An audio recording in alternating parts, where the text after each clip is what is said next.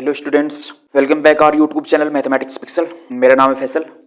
तो आज हम इस चैनल पर, जैसा कि यूपी बोर्ड का कल मैथमेटिक्स का पेपर है क्लास 10th का, तो उसी के हम दो चैप्टर से मोस्ट इंपॉर्टेंट एमसीक्यू लेकर आए हैं, प्रायिकता और सांख्यिकी के। अगर आपने ये क्वेश्चंस कर लिए, लगभग 99% दोनों क्वेश्चंस के जो एमसीक्यू है वो इस क्लास में कवर हो जाएंगे और पिछले सालों में भी आते रहे हैं और मोस्ट ट्रेंडिंग और मोस्ट प्रिडिक्टेड क्वेश्चन है आज की क्लास के लिए।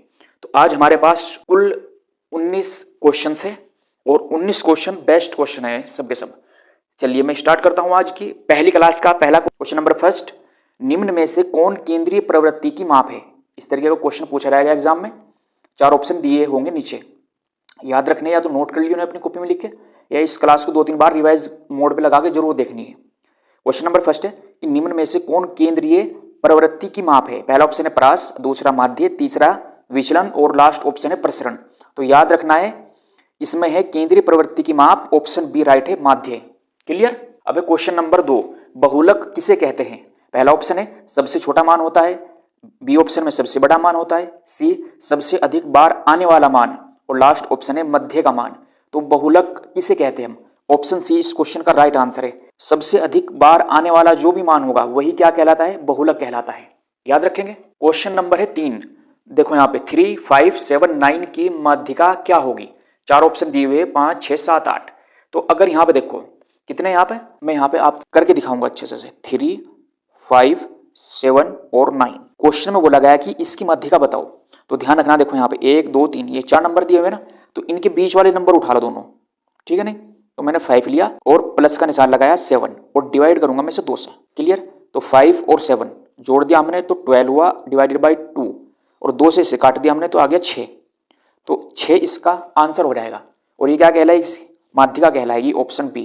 क्लियर? अगर यहाँ पे आपको देखना है, देखो यहाँ पर 4 नंबर आए थे तो बीच वाले हमने सेकंड और थर्ड नंबर वाला उठाया, दोनों के बीच में प्लस निशान लगा को 2 से भाग कर दिया, वही क्या आ जाएगी इसकी माध्यिका। फॉर एग्जाम्पल अगर यहाँ पे 2 और यहाँ पे 5 होता, मतलब ये टोटल 6 नंबर हो जाते, तो फिर हम कौन से नंबर लेते? तीसरा और चौथा, दोनों नंबर उठाते और उनमें प्लस का साइन बीच में लगाने के बाद जोड़ के उसे 2 से डिवाइड करते, तो फिर माध्यिका निकल के आ जाती है इसकी। क्वेश्चन नंबर है अब 4, लिखा हुआ है 4, देखो 4, 6, 4, 8, 4, 10 का बहुलक क्या है? अभी मैंने दूसरा क्वेश्चन पढ़ा है कि बहुलक किसे कहते हैं हम। बहुलक वो होता है जो सबसे ज्यादा बार आता है। तो सबसे ज्यादा बार कौन सा इसमें से डिजिट आया हुआ बताओ? देखो 4, 4, तो 4 यहाँ पे 3 बार आया, तो 4 इसका क्या होगा? बहुलक होगा। तो ऑप्शन ए इसका सही आंसर होगा। नेक्स्ट क्वेश्चन देखते हैं अब, माध्यिका ज्ञात करने के लिए किसका प्रयोग किया जाता है? चार ऑप्शन यहाँ पे, संचय आवृत्ति या संचय बारंबारता बोल देते हैं हम इसे, ऑप्शन बी प्रास, ऑप्शन सी बहुलक और ऑप्शन डी है प्रसरण।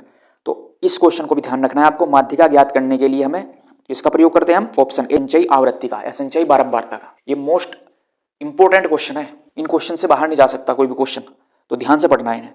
यदि वर्ग अंतराल 15 से 20 है तो इसकी चौड़ाई क्या होगी? अगर ऐसा वर्ग अंतराल कुछ भी दिया है यहाँ पर नंबर 25 से 35, 50 से 60, कुछ भी नंबर हो सकता है यहाँ पे, ऐसे लगा वर्ग अंतराल, ऐसा कोई भी वर्ग अंतराल यहाँ पे आए एग्जाम में और आगे पूछा जाए तो इसकी चौड़ाई ज्ञात करो या चौड़ाई क्या होगी, ध्यान रख लो। इस पे जोर दिया गया कि चौड़ाई बतानी है इसकी। सिंपल है, बहुत ही इजी। क्या करना? चौड़ाई अगर निकालनी हो वर्ग अंतराल की तो जो बड़े वाला नंबर होगा उसमें से इस छोटे वाले नंबर को माइनस कर देना है। ऐसे बताओ, इस 25 में से 15 घटाया तो कितना बचा? 10। यही क्या हो जाएगी इस वर्ग अंतराल की चौड़ाई। क्या आंसर आया? 10। तो ऑप्शन बी इस क्वेश्चन का राइट हो जाएगा। नेक्स्ट क्वेश्चन, केंद्रीय प्रवृत्ति के माप है। देखो यहाँ पे 3 दिए हुए पहले 2 ऑप्शन में, तो पहला ऑप्शन पढ़ते हैं माध्यिका और बहुलक, ऑप्शन बी पढ़ेंगे प्रास, विचलन, प्रसरण, ऑप्शन सी में केवल माध्य और ऑप्शन डी में केवल बहुलक। क्वेश्चन बहुत इंपॉर्टेंट है। तो केंद्रीय प्रवृत्ति के जो माप होते हैं वो होते हैं माध्यिका और बहुलक। ऑप्शन इस क्वेश्चन का राइट आंसर है। नेक्स्ट क्वेश्चन, एक सिक्का उछालने पर चित आने की प्रायिकता क्या है? ठीक, सिंपल है, ऑप्शन सी इस क्वेश्चन का राइट आंसर हो जाएगा, 1/2। एक बार और समझो, एक सिक्का उछालने पर चित आने की प्रायिकता क्या है? 1/2 आया। हो सकता है एग्जाम में इस चित की जगह यहाँ पे क्या आ जाए? पट, कि एक सिक्का उछालने पर पट आने की प्रायिकता क्या है, तो भी आंसर 1/2 ही लगाना है। ठीक है, देखो इस क्वेश्चन से 2 क्वेश्चंस बन गए, तो इन क्वेश्चंस को बहुत अच्छे से ध्यान रखना है। नेक्स्ट क्वेश्चन पढ़ेंगे अब, एक पासा फेंकने पर सम संख्या आने की प्रायिकता क्या है? एक पासा मतलब जैसा लूडो का गिट्टा होता है वो फेंकते हैं, उस पर कितने नंबर होते हैं? 1 से 6 तक। चलो मैं यहाँ पे लिखता हूँ, समझाऊंगा एक बार। 1, 2, 3, 4, 5, 6। एक पासे पे 1 से 6 तक नंबर पड़े हुए होते हैं, लेकिन क्या पूछा गया है कि सम संख्या आने की प्रायिकता बताओ। तो सम संख्या क्या है इनमें से बताओ, ये रही 2, 4 और 6, ठीक है।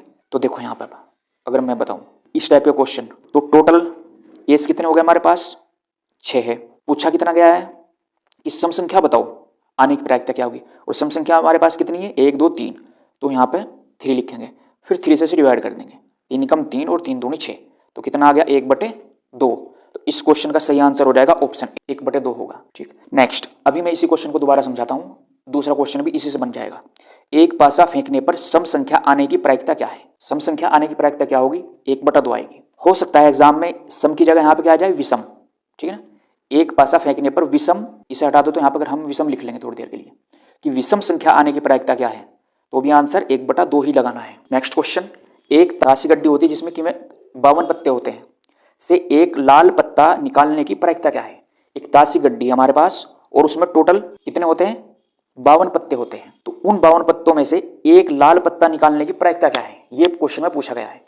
तो ध्यान रखना है, जो ये टोटल 52 पत्ते होते हैं इसमें से 26 लाल पत्ते होते हैं, ठीक है, रेड। प्रोबेबिलिटी पूछी गई है, डायरेक्ट लिखूंगा, टोटल नीचे लिखा जाता है और ऊपर लिख दूंगा मैं 26, है ना। इसमें सिंपल से ऐसे करके लिखा जाता है, तो मैं ऐसे कर दूंगा यहाँ पे 26 से कम 26 और 26 दूनी 52, तो कितना आ गया 1/2।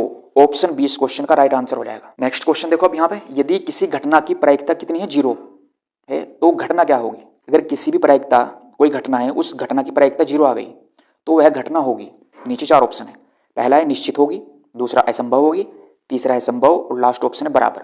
तो किसी भी घटना की प्रायिकता अगर 0 हो जाए तो वो असंभव प्रायिकता होती है। नेक्स्ट क्वेश्चन, यदि किसी घटना की प्रायिकता 1 है तो घटना होगी, पहला ऑप्शन है असंभव, दूसरा संभव है, थर्ड निश्चित और लास्ट ऑप्शन है संयोग। तो अगर किसी भी घटना की प्रायिकता 1 हो जाएगी तो वो घटना फिर क्या कहलाएगी, निश्चित कहलाएगी, ठीक। नेक्स्ट क्वेश्चन, एक थैले में 5 लाल और 3 नीली गेंद हैं, एक गेंद निकालने पर नीली गेंद आने की प्रायिकता क्या है, ये क्वेश्चन पूछा गया है। ऑप्शन भी हमें ये दिए हुए हैं, ठीक। गेंद 5 लाल है 3 नीली है, और इसमें से नीली गेंद, यहाँ पे लिखा हुआ नीली गेंद आने की प्रायिकता क्या है। तो सिंपल सा है बिल्कुल, अगर मैं यहाँ पे आपको समझा दूं, प्रोबेबिलिटी ऑफ ब्लू बॉल, तो टोटल बॉल बताओ कितनी हो गई, 5 + 3 = 8, ठीक है।